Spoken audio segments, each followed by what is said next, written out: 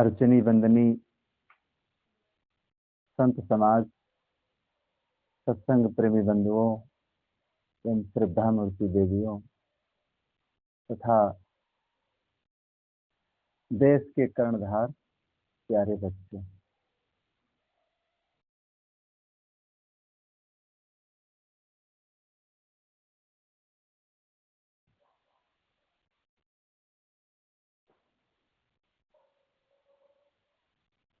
अभी आप सब भजनों के माध्यम से लाभान्वित हो रहे थे। भजनों का प्रभाव देखिए जीवन पर बहुत गहरा पड़ता है। ऐसा नहीं है कि कोई सभा हो तभी भजन कहना चाहिए। कभी कभी एकांत में अपने रूम में बैठ करके भी गाना चाहिए। इससे क्या होता है, चाहे जितना दिमाग में टेंशन हो, परेशानी हो, दुख हो, कष्ट हो, लेकिन अच्छे वाणी वचन देखिए कहने से क्या होता है, अपने दिमाग पर अच्छा प्रभाव पड़ता है, अच्छा प्रभाव पड़ता है और हमारा मन जो है वो प्रसन्न हो जाता है। कोई गलत चीज का जब हम चिंतन करेंगे, मनन करेंगे या गलत आवेश में पहुंच जाएंगे तो देखिए मनुष्य का मन गंदा हो जाता है। इसी प्रकार जहाँ संत रहते हैं, जिस भूमिका पर आश्रम हो या कोई ऐसी जगह हो, देखिए वहाँ की आभा, वहाँ की जगह भी देखिए वो जागृत रहती है। वहाँ जाने से देखिए व्यक्ति के अंदर पहले ही अच्छा प्रभाव जम जाता है। गुजरात में जहाँ हम लोग जाते हैं, एक हरि भाई हैं, उनकी 4 लड़कियां हैं और जहाँ जिस शहर में वो रहते हैं, चारों लड़कियों की वहीं आसपास शादी किया है और चारों लड़कियां मिल करके जाती। चारों दामाद भी अच्छे हैं और जब चारों के यहाँ भोजन बनेगा तो चारों के यहाँ जाएंगी और जिस दिन माता पिता के यहाँ भोजन बनेगा तो चारों लड़कियां, चारों दामाद सब आएंगे। उस जब बहन के यहाँ बनेगा तो 3 बहनें, वो दामाद, माता पिता सब। तो चारों मिल करके देखिए जब गाती हैं तो इतना लोगों के अंदर इतना प्रभाव जमता है और चारों के स्वर एक जैसे। और लगभग उम्र भी ज्यादा नहीं है, बिल्कुल चारों की मिलती जुलती उम्र है। तो वो माँ कहती थी कि देखिए जब छोटी छोटी लड़कियां थी तभी इनको हमने गाना सिखाया था और साहब के भजन अच्छे अच्छे, क्योंकि पुस्तकें रखी थी, इसीलिए सबको पुस्तकें भी रखना चाहिए घर में अपने।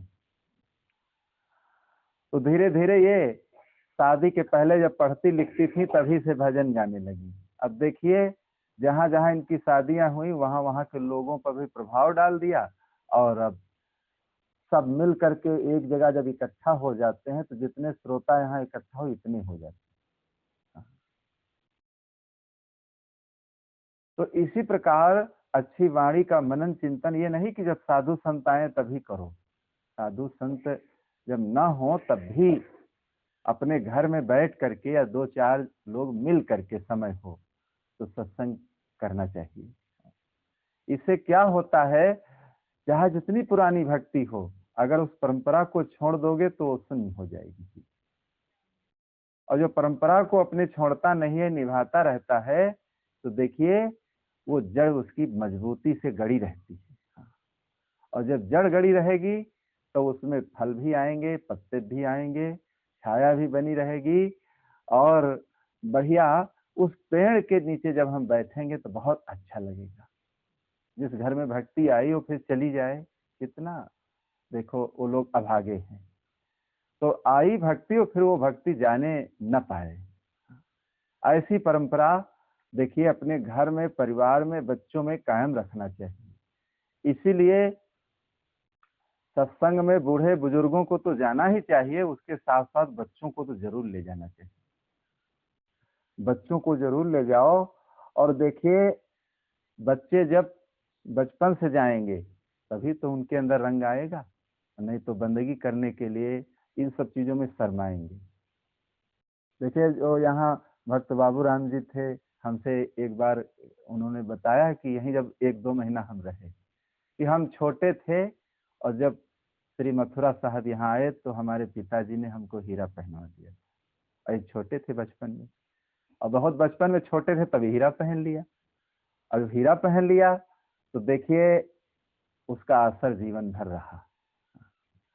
और बचपन में जैसे ऐसे ही धीरे धीरे धीरे धीरे लड़का कुछ खाने लगे, पीने लगे, पुकार खाने लगे और गंदी चीजें खाने लगे, फिर उसको मोड़ने में फिर कठिनाई। तो जो लाइन बचपन से व्यक्ति पकड़ लेता है उसको कोई नहीं पाता, उसको कोई पाएगा ही नहीं। जो सुबह से चल देगा तो पीछे वाला चाहे जितना दौड़े वो दौड़ता रहेगा, आगे तो चला जाएगा।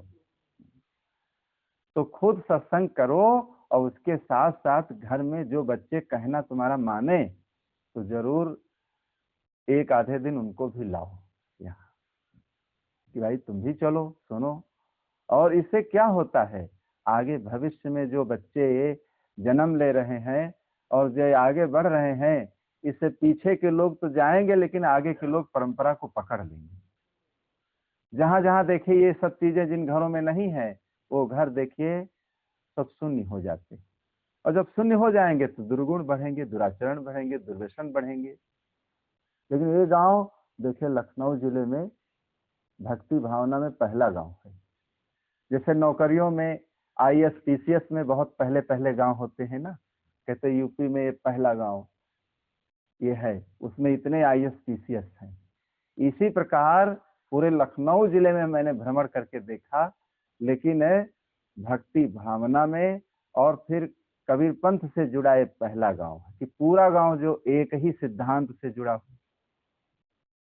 किसी गांव में एक भक्त है, किसी गांव में 2 है, किसी में 3 है, फिर कहीं वो 2 समाप्त हो गया, अकेला ही बचा।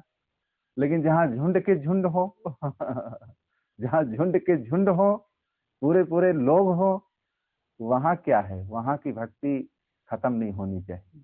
वहां भी अगर खत्म हो जाए तब तो फिर बहुत बड़ी बात है। तो ऐसी भक्ति भावना यहाँ के पूर्वजों ने